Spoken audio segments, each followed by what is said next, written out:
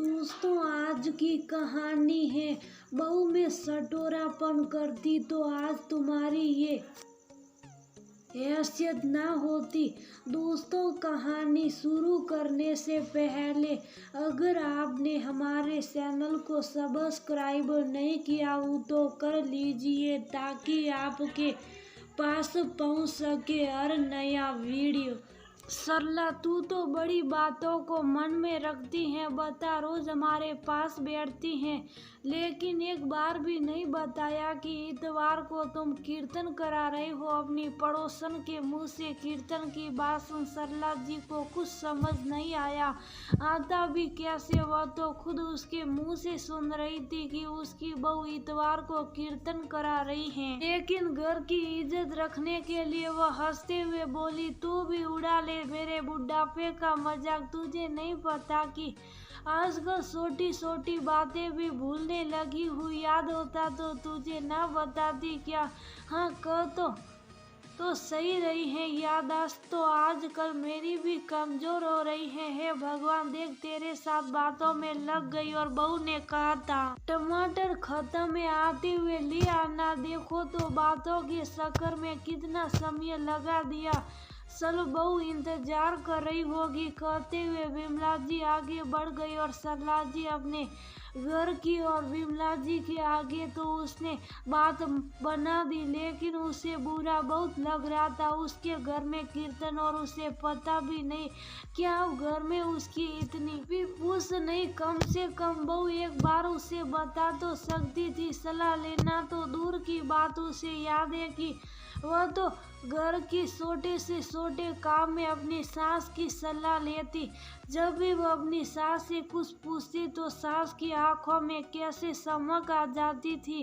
वो चमक थी मान सम्मान की। उनकी सास भी तो अपने पूरे तजुर्बे के अनुसार उन्हें सलाह देती थी, लेकिन उनकी बहू उसके लिए तो सरला जी घर में फालतू सामान के अलावा कुछ और नहीं।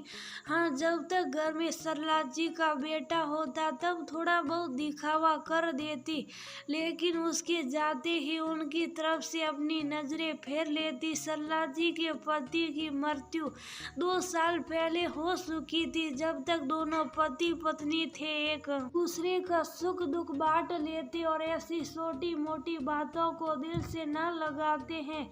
लेकिन अकेले पढ़ने के बाद सरला जी के लिए ये बातें सहन करना आसान न था। बेटा कभी उनकी मनपसंद चीजें खाने के लिए ला देता तो बहू इस बात पर कलह कर देती।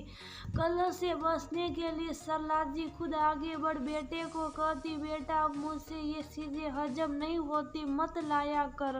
लेकिन सरला जी कितनी बातों को अनदेखा करती और कब तक, शायद अपनी अंतिम सांस तक।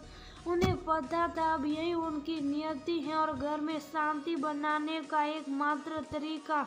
लेकिन ये क्या, बहू खुद तो ऐसी औसी हरकतें करती ही थी। अब अपने बच्चों को भी इस तरह की बातें सिखाने लगी। बाहर से कुछ खाने का सामान मंगवाती तो बच्चे उसे छुपा कर लाते और उसके लेट जाने के बाद ही खाते।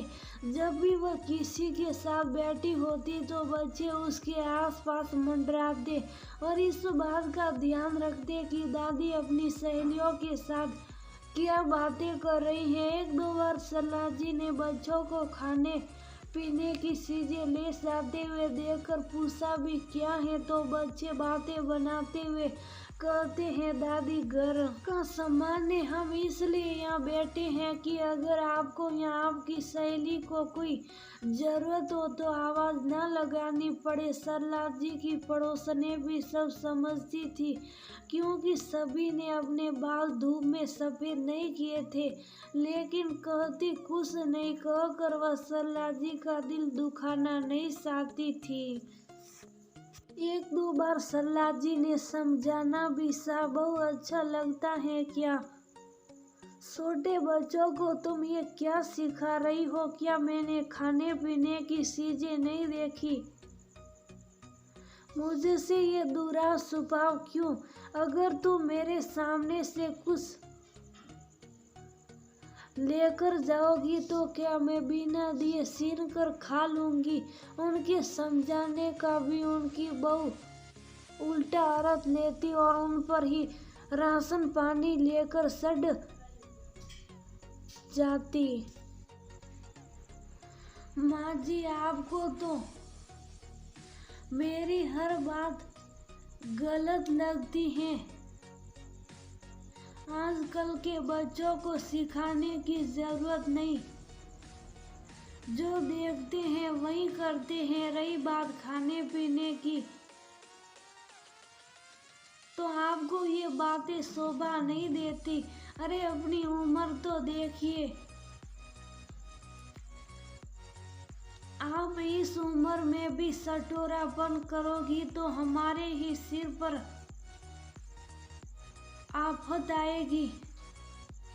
आपका क्या, आप तो पड़ जाओगी बिस्तर पर।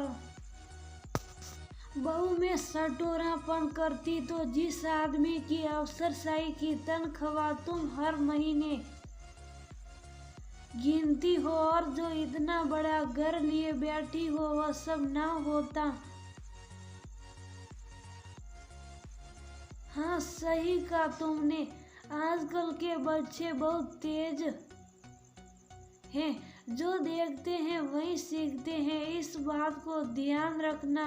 शायद तुम्हें याद दिलाने के लिए मैं रहूं या ना रहूं कहते हुए सरला जी की आंखें गीली हो गई।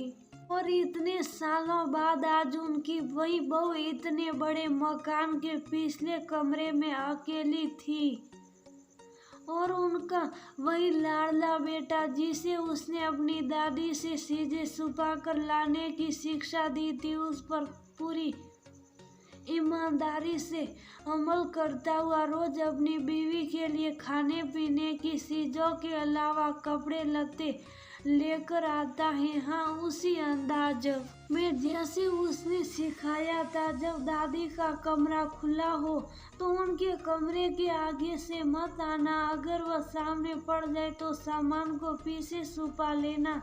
सच आज उसकी सास यानी कि सरला जी नहीं है उसे ये सब याद दिलाने के लिए, लेकिन उसकी जरूरत नहीं। उनका पोता उसे भूलने ही नहीं देता। उसके पास तो अपनी सास की तरह अच्छी सहेलियां भी तो नहीं, क्योंकि उसने अपने पैसों के मद में कभी पड़ोसी व रिश्तेदारों से बनाकर ही नहीं रखी। अब तो उनका बुढ़ापा और अकेलापन यही उनके दो साथी थे, और तब की बातें याद दिलाने के लिए उसका प्यारा लाडला बेटा